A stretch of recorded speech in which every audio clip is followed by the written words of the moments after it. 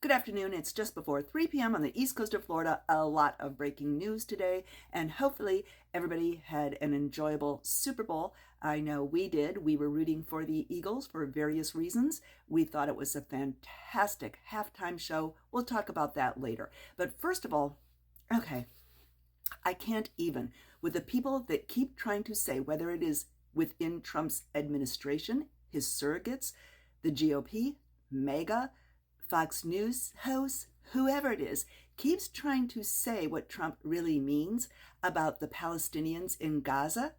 And he keeps doubling down and telling you exactly what he means. And it's exactly what all of us told you was going to happen. And he said, yup, there will be no right of return for Palestinians under his plans to redevelop Gaza. Now, this was Trump speaking to Fox News in an interview where he said, when asked about the Palestinians being able to return to Gaza after it's rebuilt, and even his press secretary said, yes, they can come back after it's safe and it's all rebuilt and good for them. No, that is not. He's relocating them. And so he said, no, they wouldn't, because they're going to have much better housing. Remember what I said before about that? Housing. Not their own land, not homes, not what they had before, but better, but new housing. And so he said in this interview, quote, I'm talking about building a permanent place for them. So let's reiterate, Trump is saying that 2 million Palestinians would be resettled and relocated into, in theory, neighboring countries under his plan to take over and rebuild the Gaza Strip, and they would not have any right to return. He is saying nope. He wants a permanent place for them elsewhere because, he wants all the rich, and wealthy and I guess white Christian nationalists to visit the, Riviera of Gaza, Gaza Largo. Now, the Palestinian Authority and the armed group Hamas said that Palestine is not for sale. But, of course, Israeli Prime Minister Benjamin Netanyahu praised Trump's proposal as, quote, revolutionary and creative.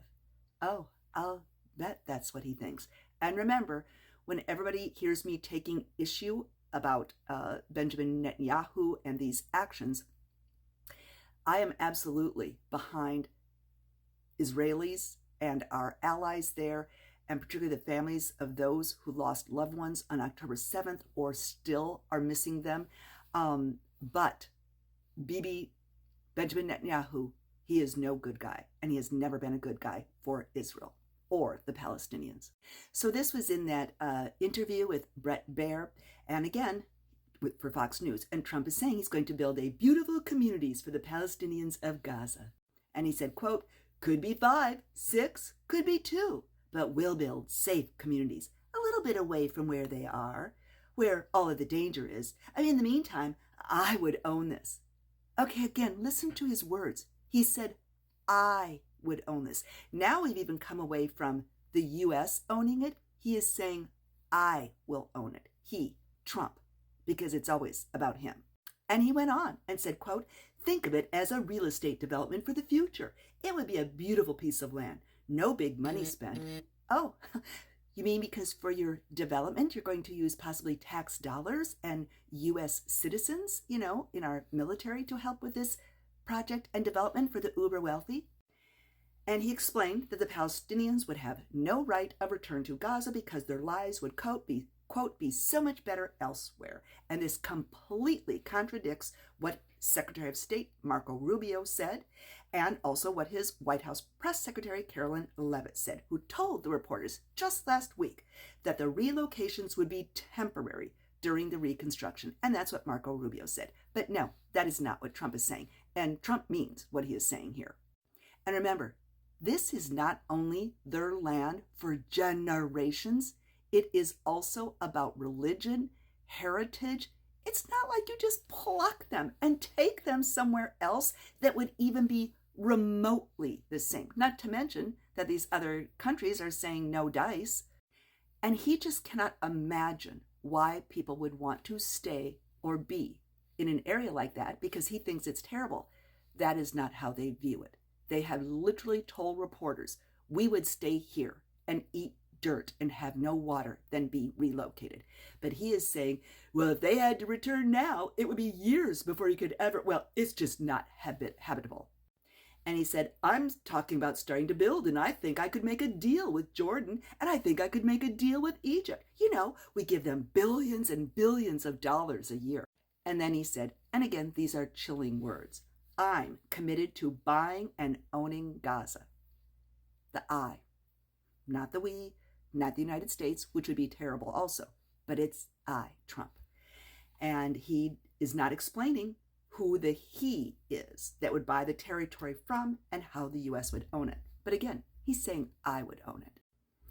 And then he said, quote, as far as rebuilding it, we may have to give it to other states in the Middle East to build sections of it. Other people may do it through our auspices, but we're committed to owning it, taking it, again, taking it, and making sure that Hamas doesn't move back. Netanyahu said, quote, President Trump came with a completely different vision, much better for the state of Israel, a revolutionary and creative vision, which we are discussing. He is very determined to carry it out. This also opens many possibilities before us. Yeah, I'll bet. And again, the frustration that we are all feeling here in America with the American Arabs community that went all around, the country, they were stumping for Trump. It just is so frustrating because he told everyone all along for many, many years that this is how he felt. I don't understand why they did not believe him. Now, Germany's chancellor is strongly criticizing Trump's plan, and on Sunday he called it, quote, a scandal. Egypt said the suggestion is reckless, and Jordan said it was a flagrant violation of international law. Now, another breaking news, we now have a third judge that has blocked Trump's order trying to end birthright citizenship for kids of people living in the U.S. that are potentially undocumented. So this is a federal judge in New Hampshire. The other two were in Seattle and Maryland last week. And by the way, again, another Republican federal judge who was appointed by George W. Bush. And speaking of judges, a judge finds that the Trump administration has not fully followed this judge's order to unfreeze federal spending. And so this is today, U.S. District Judge John McConnell ruled that the ongoing struggles to get federal money for things like early childhood education, pollution reduction, and HIV prevention research, that not getting that federal money for those three things violated his January 31st order. So he ordered the Trump administration to immediately take every step necessary to follow his temporary restraining order over the halting of plans that Trump and his administration is trying to do to have this sweeping freeze of federal funding. And by the way, this also blocks the administration from cutting billions of dollars in grant funding from the National Institutes of Health. And as I have been saying, we need to look for the heroes. Those judges are heroes, despite what J.D. Vance seems to think about the fact that he thinks that judges do not have any legal right.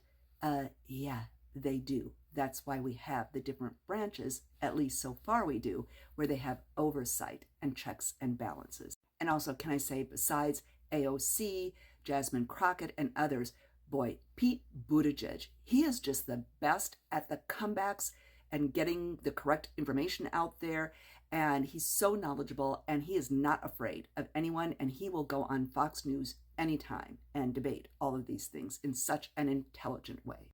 Now, we also learned that 36 hours after Russell Vought took over the Consumer Bureau, and he's, remember, one of the big architects of Project 2025, and he shut down the operations of the Consumer Bureau. Go to part 2. This is important. We're just going to have 2 parts today.